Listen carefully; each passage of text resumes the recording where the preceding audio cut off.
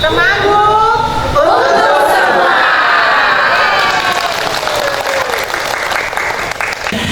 Assalamualaikum warahmatullahi wabarakatuh. Alhamdulillahilladzi arsala rasulahu bil huda wa dinil haq liyudhhira 'ala dini kulli wa kafa billahi syahidan. Allahumma sholli 'ala sayyidina Muhammadin wa 'ala alihi wa ashabihi ajmain.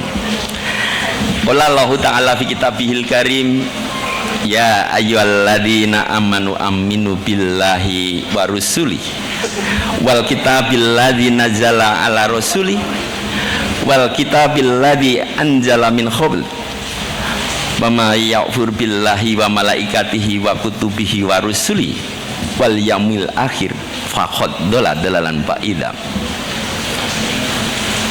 Fakhala ya ayyuhalladzina amanu taqullaha haqqa tuqatih wa la tamutunna illa wa antum muslimun. Fakhala ya ayyuhan nasu kulu mimma fil ardi halan thayyibah wa la tatabi'u khutuwati syaiton innahu lakum aduwwum mubin. Al ayati fatiras samawati wal ard anta wali fid dunya wal akhirah tawaffan musliman wal hikni bi solihin. Masyarul muslimin wal muslimat, jamaah halal bihalal, tenaga kesehatan yang ada di lingkup Kabupaten Temanggung yang dimuliakan oleh Allah.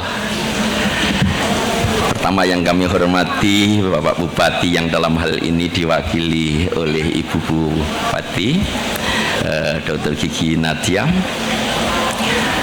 Yang kami hormati juga forum komunikasi jajaran pimpinan di Kabupaten Temanggung, serta tentu yang saya hormati juga ini menjadi ketua panitia ada Dr. Gigi Fuad yang sekaligus ketua PDGI, ketua ID ini ada Mas Cahyati yang katanya ejaannya sulit untuk ditulis ya.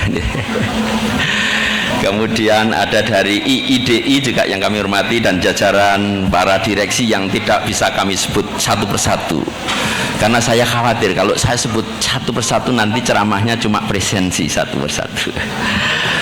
Bapak Ibu sekalian, saya itu lebih terkenal tidak sebagai ustadz sebenarnya, sebagai pesulap Bapak Ibu sekalian. Maka pada kesempatan hari ini biar Bapak Ibu sekalian itu tidak dari tadi saya amati kok serius terus, saya akan bermain sulap terlebih dahulu. Bapak Ibu sekalian, kalau saya miliki dompet seperti ini tentu tidak ada duitnya ya. Tapi Bapak Ibu sekalian, dompet ini bisa saya nyalakan seperti ini ya. Nanti kalau saya masukkan ke saku itu bisa berisi uang Bapak Ibu sekalian. Tapi mohon maaf ada Pak Polisi ini takut kalau ditangkap ya kan itu. Satu-satunya profesi yang tidak pernah ditangkap oleh polisi karena pemalsuan adalah dokter gigi Pak. Karena sering buat gigi palsu Pak. Kesempatan yang baik ini tentu saya selaku narasumber juga sangat berbahagia bisa bertemu dengan wajah-wajah yang ceria dari Kabupaten Temanggung. Masya Allah, kalau saya amati ini calon penghuni surga semua. Amin, Masya Allah ya. Tadi saya nunut ikut Jumatan di masjid sebelah, di Masjid Agung Darussalam. Salah satu topik yang dikaji terkait dengan keprihatinan kenapa kualitas beragama kita itu kok menurun ya. Ini tentu kalau kita kaitkan dengan data di tingkat internasional pun sama Bapak Ibu sekalian. Tidak hanya di mungkin tadi yang disampaikan oleh khotib. Bapak Ibu sekalian boleh dicek ya.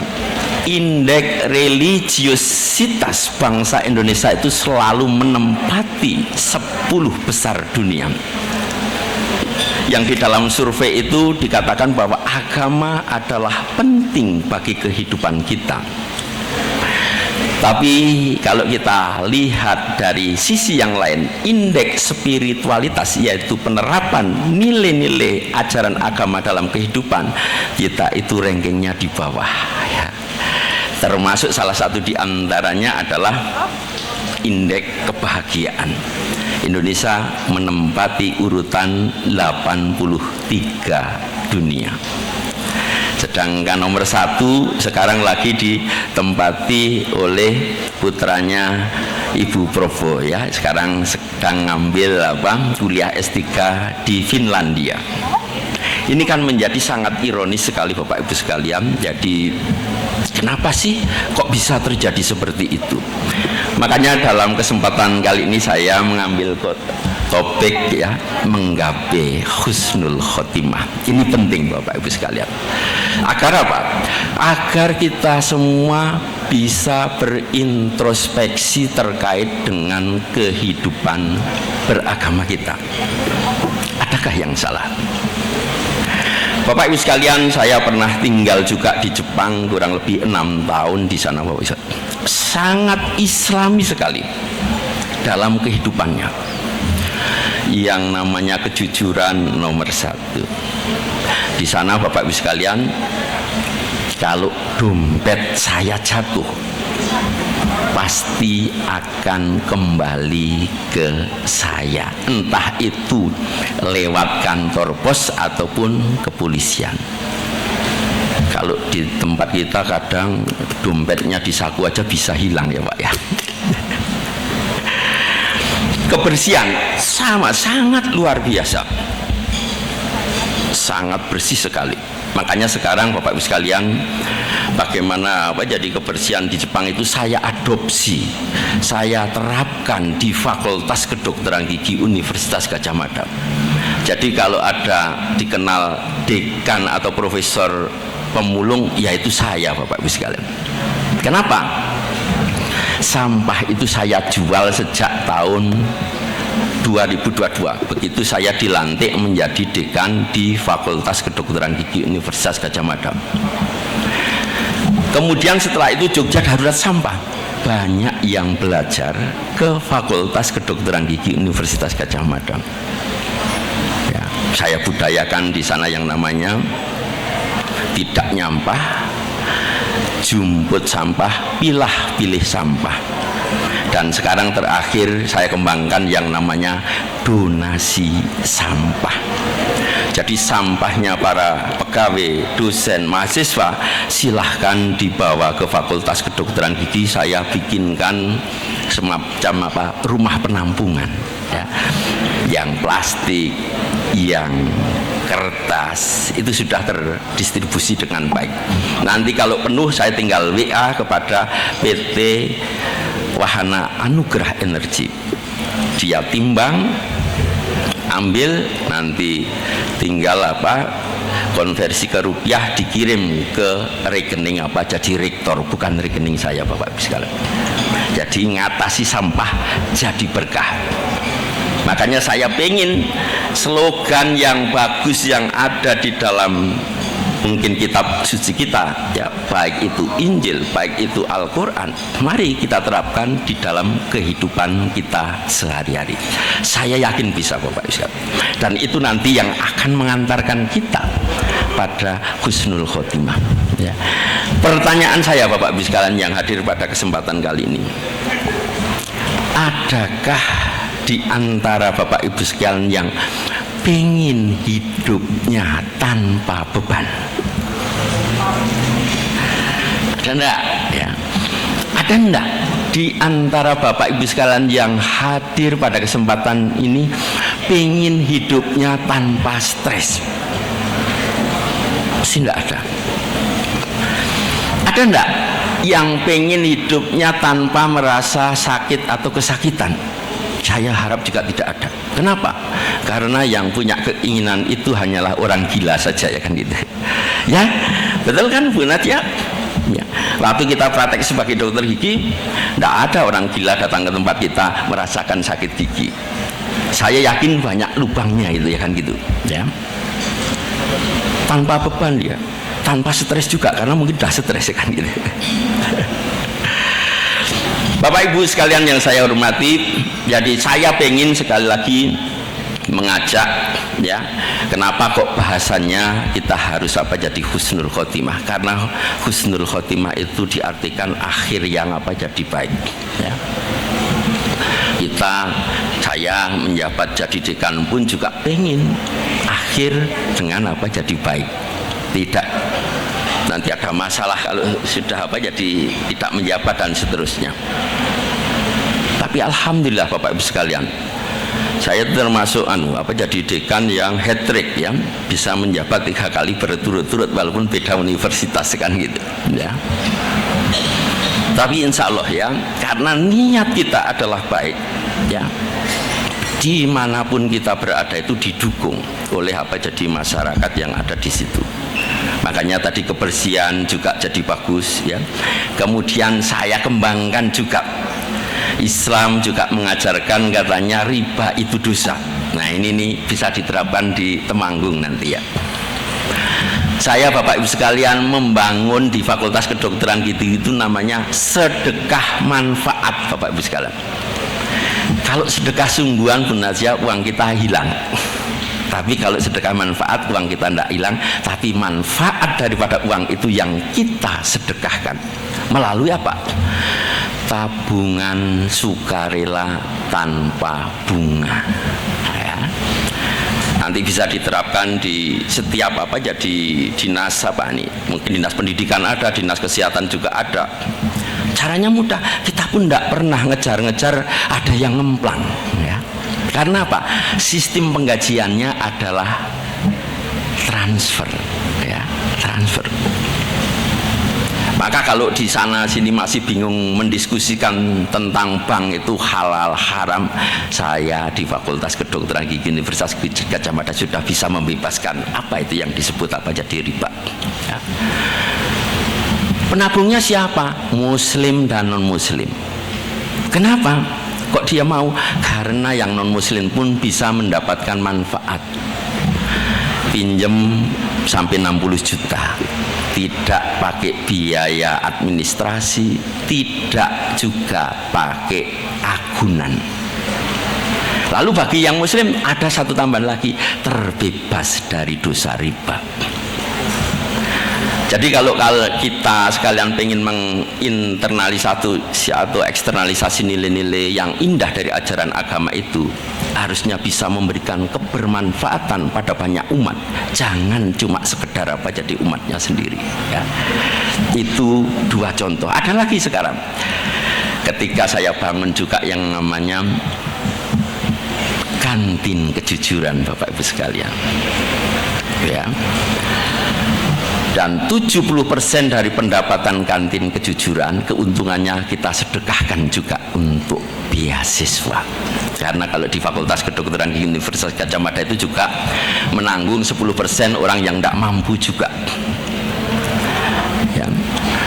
Bapak Ibu sekalian, kenapa kok ini menjadi menarik terus kami sampaikan terkait itu? Karena timbul keprihatinan, ya. Banyak di antara kita itu belajar soal masalah agama terhenti pada konsep sebagai pengetahuan saja, tapi jarang sekali diterapkan di dalam jadi kehidupan jadi bermasyarakat kita. Jepang, mohon maaf, ya, kalau dikatakan punya agama tidak beragama juga, ya kan gitu. Yang muda-muda tidak kenal itu yang namanya Tuhan. Tapi Masya Allah luar biasanya, sangat jujur, sangat disiplin, ya. Waktu antri itu juga tidak pernah nyerobot, ya. Luar biasa, ya. Nilai-nilai itulah yang bisa ditanamkan di dalam kehidupan, dan itulah semua ada di dalam ajaran agama kita. Tapi kenapa kok kita itu tidak bisa melakukan yang sama, kan gitu. Maka sebenarnya kembali pada diri kita semua masing-masing dari kita, ya. Dikatakan kuntum khairu ummatin ukhrijat linas ta'muruna bil ma'ruf wa tanhauna 'anil munkar wa tu'minuna billah. Walau amana al kitabillah hana khairul lahum minhumul mu'minuna wa aksarumul fasiqun. Kita semua, kamu semua adalah umat yang terbaik. yang dilahirkan untuk manusia, yang mengajak pada kebaikan, mencegah kemungkaran dan beriman kepada Allah Subhanahu wa taala, Tuhan yang Maha Kuasa. Sederhana Bapak Ibu sekalian, tapi kadang di tempat kita dibolak-balik. Perintah di dalam Al-Imran jelas ya, urutannya seperti itu, mengajak pada kebaikan. Mengajak itu ngasih contoh, bukan merintah ya. Saya insya Allah jadi dekan di Fakultas Kedokteran Gigi Universitas Gadjah Mada itu mengajak terus, tidak pernah merintah. Karena apa? Kalau merintah kualat ya, rata-rata beliau-beliaunya adalah dosen saya ya kan begitu. Tak ajak ya. Kalau mengajak berarti melakukan. Kalau saya ajak ke Jakarta, saya juga harus ke Jakarta. Maka saya yakin ya tadi ada semangat yang luar biasa daripada ya jajaran tenaga kesehatan, pimpinan untuk bagaimana memajukan Temanggung ke depannya. Nah, ini saya yakin itu bisa dari hal yang sederhana ya. Agar apa? Ya agar tidak jadi monoton ya. Nanti misalnya ya yang tadi membebaskan jadi riba itu hal yang sederhana itu sebenarnya. Kita tidak boleh memandang semua itu memiliki keberuntungan seperti kita. Pegawai kita golongan 1, golongan 2 mungkin ya mau beli sepeda motor itu kalau lewat leasing harga 15 juta jadi berapa? Mungkin jadi 20 juta sampai lunas. Nah kalau dengan model kayak gitu 15 juta kita pinjami, 15 juta untuk beli motor dan kembalikan 15 juta juga ya. Caranya gimana? Dipotong melalui gajinya, jadi tinggal memasukkan program aja selesai, nggak perlu ngejar-ngejar, nggak ada yang ngemplang dan seterusnya. Itu hal yang sederhana ya. Bapak Ibu sekalian ya, jadi terkait dengan tadi apa yang disampaikan jadi khotib di Masjid Darussalam ini juga menjadi keprihatinan bagi kita, karena itu ya terkait dengan masalah ya bagaimana sebenarnya mentalitas kita ya, makna spiritual kita yang kita yakini kita terapkan di dalam jadi kehidupan kita ya. Kita sering terjebak di dalam kehidupan beragama itu sebagai tadi juga dikatakan rutinitas ritual saja, tapi bagaimana menerapkan itu kadang juga jarang dikaji, jarang terapkan di dalam kehidupan yang sesungguhnya. Saya yakin insya Allah ya dari hal yang sederhana kalau kita mau jalankan pasti ya suatu ketika akan menjadi lebih baik. Bapak Ibu sekalian yang saya hormati, kalau kita mengingat ya ada seorang jadi ahli psikolog yang namanya Maslow ya, itu membagi kebutuhan kita itu menjadi 4 tingkatan. Ada kebutuhan fisiologis, kemudian naik 1 tingkat lagi ada kebutuhan rasa aman, naik 1 tingkat lagi kebutuhan rasa sosial ya, naik 1 tingkat lagi pingin penghargaan, dan yang tertinggi adalah aktualisasi diri. Tapi konsep itu saya sempurnakan oleh, kalau tadi Maslow yang di hadapan Bapak Ibu sekalian jadi Mas Suryono ya kan gitu.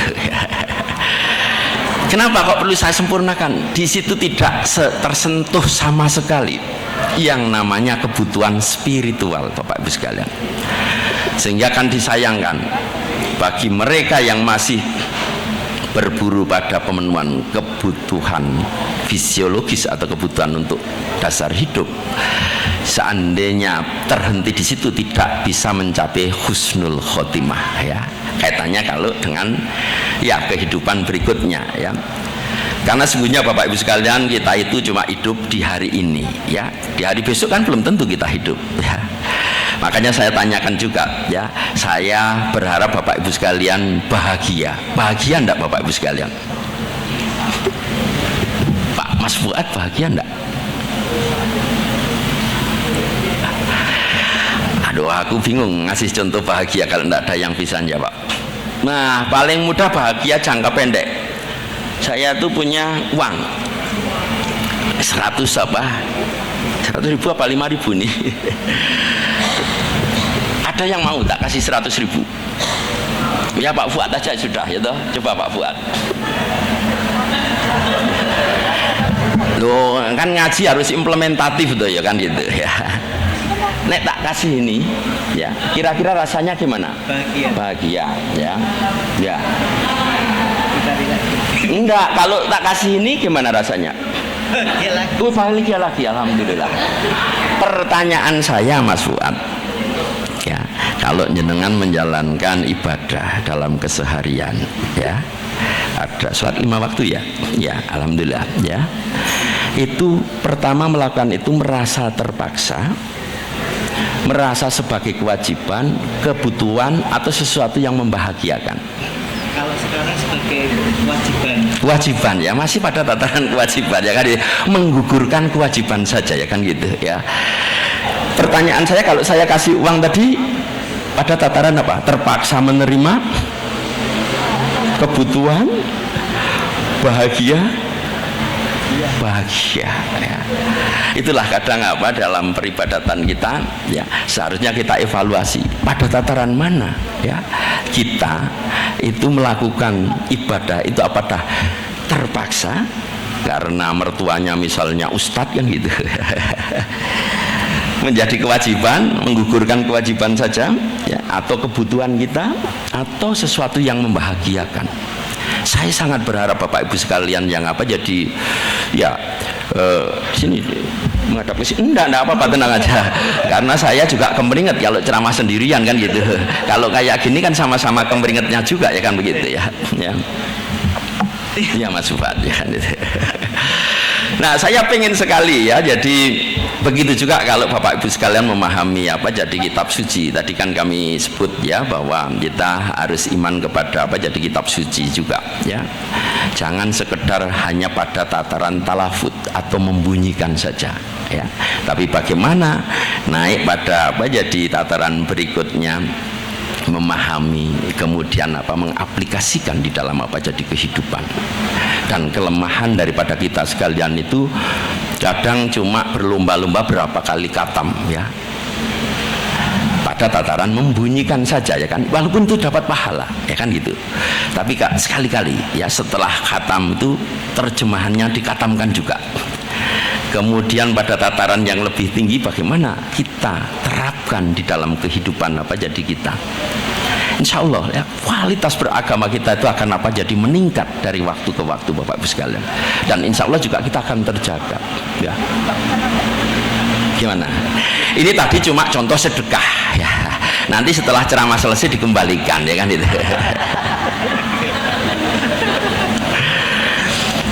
Mas Fuad ya, enggak apa-apa di sini, enggak apa-apa tuh Mas Fuad. Amal ya, kalau duduk itu amalnya juga ada, tapi kalau berdiri mendampingi apa ustadznya jauh lebih apa jadi banyak ya kan itu ya. Ada yang mau mendampingi di sebelah kanan saya lagi ya kan.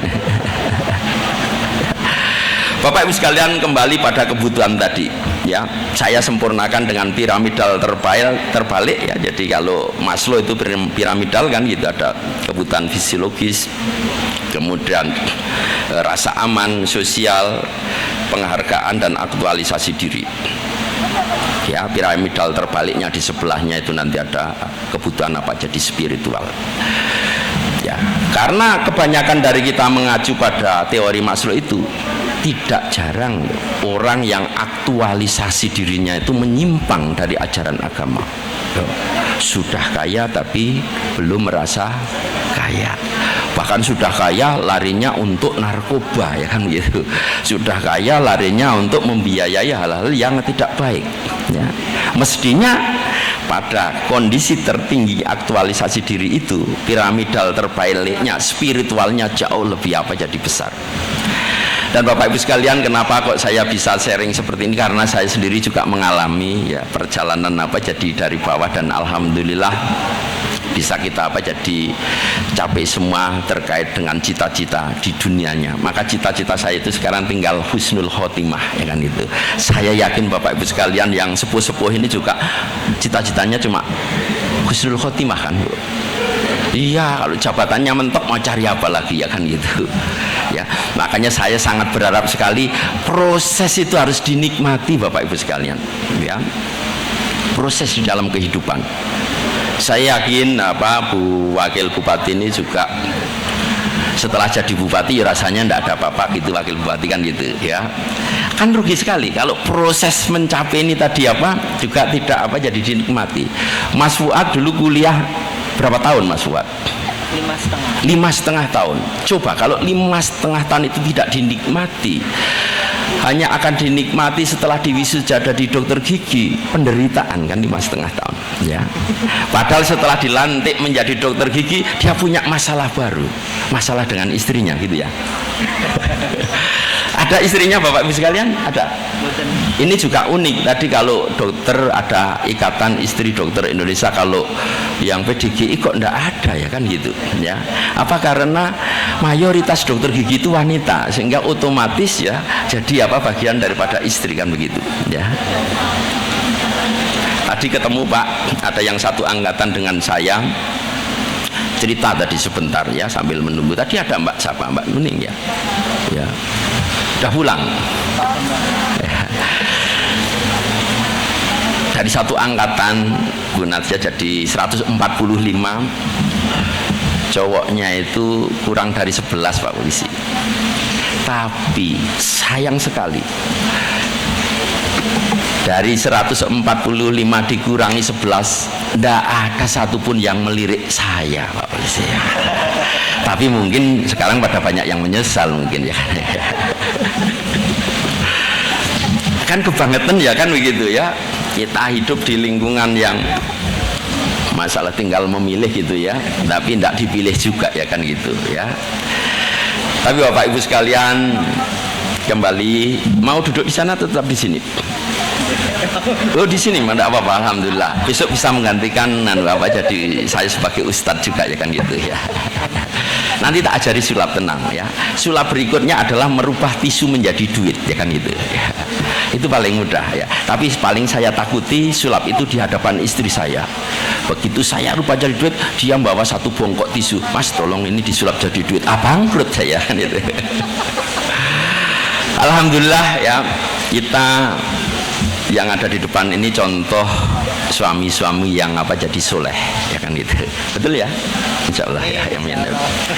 Kita pun berdua setiap bulan semua pendapatan yang kita peroleh menjadi pegawai ya, jadi dosen kan, tak berikan semua pada istri kita ya, betul kan ya, saya udah tahu ya kan, makanya tak kasih 200, nanti tambahin lagi ya kan ya. Tahu Bapak Ibu sekalian, kenapa kok kita berikan kepada istri kita? Bisa jawab? Ya kewajiban. Kewajiban. Kalau saya enggak, biar saya dimuluskan masuk ke dalam surganya Bapak Ibu sekalian. Iya, karena nanti kan menjelang masuk ke dalam surga kita dihisap, ditanya dari mana engkau dapatkan uangmu, kau belanjakan untuk apa? Saya tinggal jawabnya, saya kasihkan ke istri saya. Langsung Suryono silahkan masuk surga ya kan itu. Yang kasihan kan istri saya ya kan itu. Ini ibu-ibu berubah pikiran enggak nanti kira-kira? Enggak juga, masya Allah. Semoga ibu-ibu tidak termasuk golongan istri-istri yang pinter cari duit. Karena kalau istrinya pinter cari duit Pak, walaupun ditaruh di sebelah sini ketahuan Pak ya kan itu ya. Masya Allah ya kan itu. Bener ya Mas Yam. Ibu-ibu juga seneng yang namanya kalau perhiasan emas kan begitu ya. Saya tanya sama ibu-ibu, diam adalah emas. Kalau ibu-ibu meminta emas berarti saya harus diam. Selesai kan itu Pak. Nanti begitu Pak, silahkan diterapkan pada istri-istri Bapak ya kan. Bu, diam adalah emas. Kalau suatu ketika istri kita minta emas, kita diam aja ya kan gitu ya. Bapak Ibu sekalian yang saya hormati dan dimuliakan oleh Allah Subhanahu wa taala, saya sangat berharap ya bahwa di dalam mengisi kehidupan kita harus tetap istiqomah tadi ya. Sebagaimana saya sampaikan di depan bahwa yang pertama, iman itu harus menjadi kendaraan kita. Kemudian takwa itu adalah bahan bakarnya. Dan buku petunjuk daripada kendaraan itu adalah kitab maupun apa jadi hadis, apa jadi nabi. Dan rambu-rambunya adalah syariat ataupun apa jadi hukum Islam. Ada yang haram, ada yang halal, ada yang baik, ada yang benar. Saya sangat berharap sekali ya, dalam setiap aktivitas kita harus bisa kerjakan dengan yang baik dan yang benar ya. Yang halal kadang suatu ketika menjadi haram dan tidak thayyib. Kalau kita lihat di dalam Al-Quran sendiri, sebenarnya perintahnya halal dan thayyib, tidak hanya berhenti pada halal saja Bapak Ibu sekalian. Tahu Mas Fuad, yang halal tidak thayyib apa Mas Fuad? Halal, misalnya ya, kita nyate daging kambing enggak. Kalau kambingnya tidak dicuri, bukan hasil curian, disembelih dengan apa, jadi nama Allah kan halal ya. Tapi tentu kalau itu dikonsumsi oleh orang yang kolesterolnya tinggi ya, punya darah tinggi, menjadi tidak thayyib Bapak Ibu sekalian ya. Maka sebenarnya sertifikasi itu harusnya halal dan thayyib, tidak hanya sekedar apa jadi halal ya. Maka diwajibkan kepada kita sekalian umat manusia untuk mengkonsumsi yang halal dan apa jadi thayyib ya.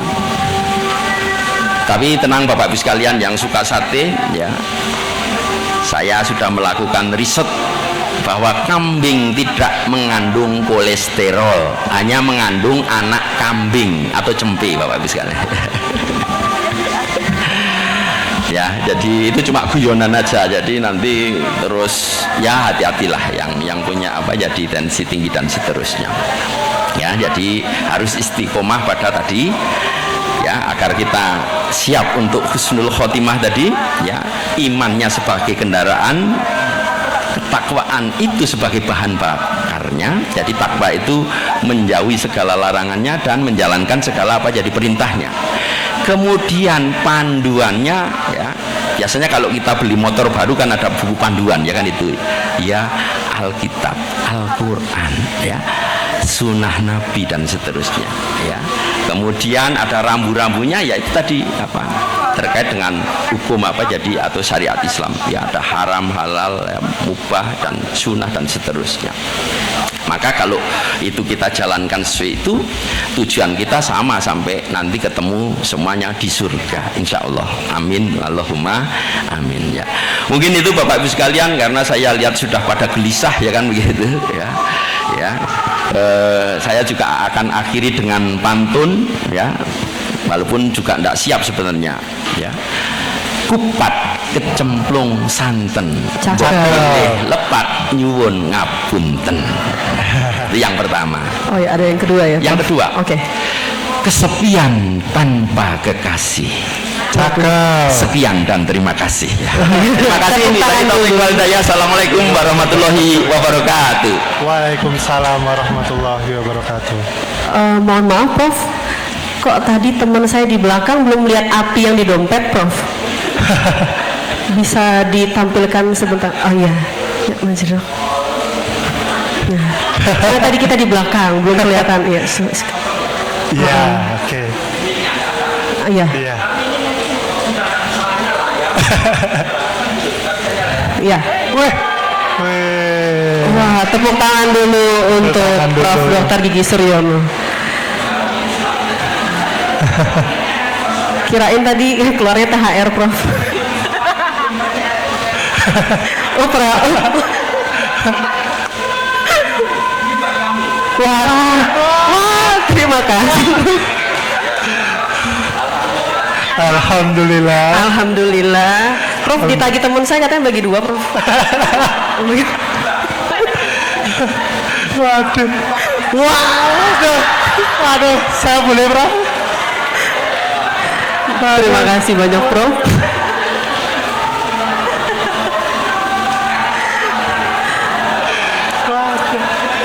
Boleh tepuk tangan lagi untuk Prof. Dr. Gigi Suryono, SHMM PhD. Terima kasih banyak Profesor, sehat selalu, murah rezeki.